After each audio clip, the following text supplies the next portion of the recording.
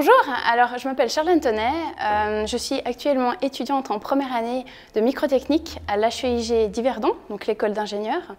Et puis je suis ici aujourd'hui pour vous parler de mon stage que j'ai effectué il y a exactement une année à Sainte-Croix, au Technopôle de Sainte-Croix.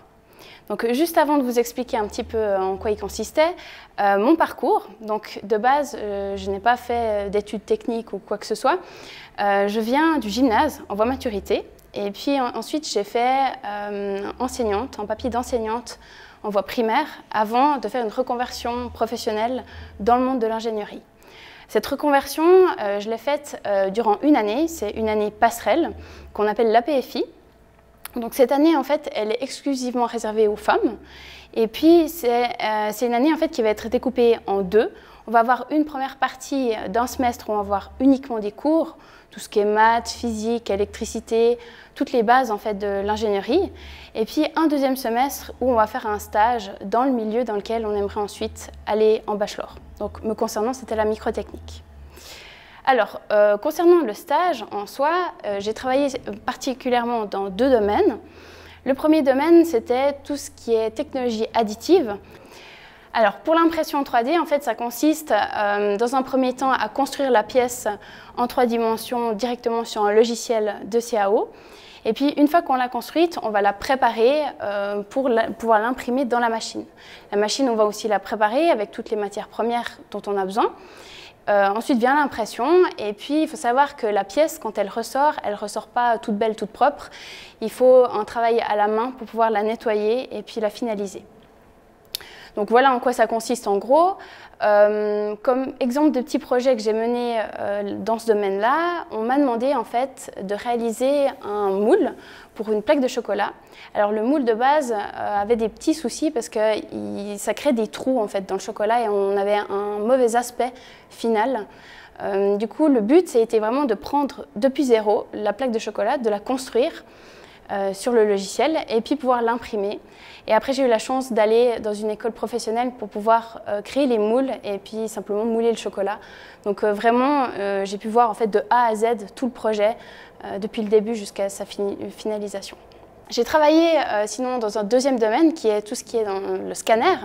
Donc le scanner, en fait, le principe, c'est qu'on va avoir une pièce, comme là j'ai devant moi, et puis on va la scanner en 3 dimensions, on va en faire tout le tour pour vraiment pouvoir capter toutes ces formes et pouvoir avoir une reconstruction directement en 3D sur l'ordinateur. Alors ça va nous être utile dans un premier temps pour de la rétroconception, donc pour avoir les formes de la pièce, pour ensuite les obtenir directement dans un logiciel 3D.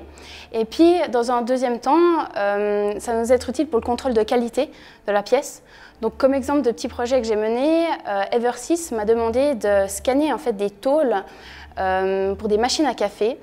Et le principe, ça a été justement de scanner ces tôles et puis de comparer le scan que j'avais fait avec les dessins techniques de base desquels étaient tirées les tôles. Donc, on va faire ici une colorimétrie qui va nous indiquer les différences justement entre ces deux dessins.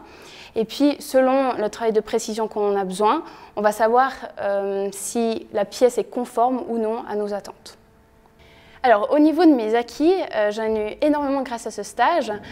Déjà, premièrement, tout ce qui est projet. J'ai vraiment pu voir ce qu'était un projet et mener un projet à bien, de A jusqu'à Z. C'est vrai qu'au début du stage, on nous montre surtout des bases, donc on nous montre comment nettoyer les machines, comment s'occuper des pièces, etc. Et puis progressivement, on va nous donner des petits projets qu'on va mener du début jusqu'à la fin pour les voir se concrétiser. Donc, ce que j'ai vraiment adoré, c'est le fait que les clients, la plupart du temps, venaient eux-mêmes chercher leurs pièces. Donc j'avais un retour direct de pouvoir savoir si le travail avait été bien fait ou non. Premier contact aussi avec le monde de l'ingénierie que j'avais jamais eu. Et puis, niveau plus théorique, ça m'a énormément apporté au niveau de la CAO. Donc la CAO, c'est la construction assistée par ordinateur.